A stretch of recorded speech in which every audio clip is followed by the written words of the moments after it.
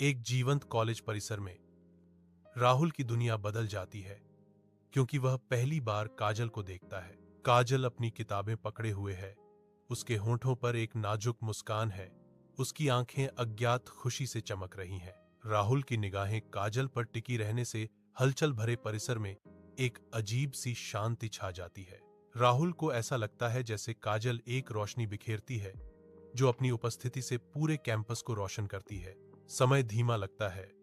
राहुल पूरी तरह से मोहित होने पर आसपास की दुनिया एक नरम धुंध में फीकी पड़ जाती है। अनकहे इंतजार से हवा चटकती है।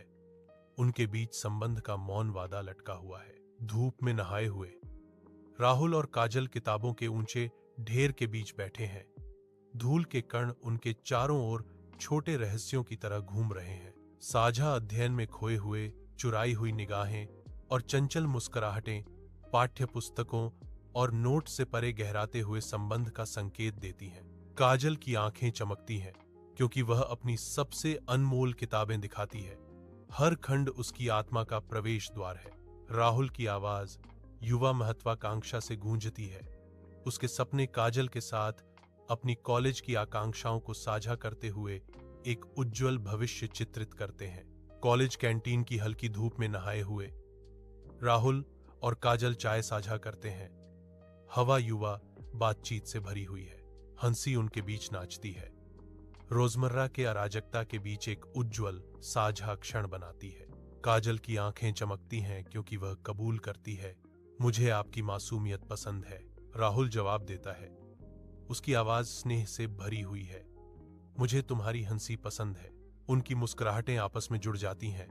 एक मौन वादा हवा में लटका हुआ है क्योंकि कैंटीन उनके चारों ओर गूंजती है। शाम कॉलेज की सीढ़ियों पर उतरती है। राहुल हाथ में गिटार लिए खड़ा है, गाने के माध्यम से अपनी आत्मा को उजागर करने के लिए तैयार। उसकी आवाज हार्दिक भावना से गूंजती है, हवा को धुन से भर देती है। तेरे बिना लगता नहीं दिल कहीं। आशा भरी निगाहों से काजल की ओर देखते हुए राहुल पूछता है, काजल, क्या तुम मेरी जिंदगी की सबसे प्यारी कहानी बनना चाहोगी? काजल की आंखों में गहरी सच्चाई झलकती है जब वह जवाब देती है, तुमसे पहले किसी ने इतनी सच्चाई से नहीं कहा।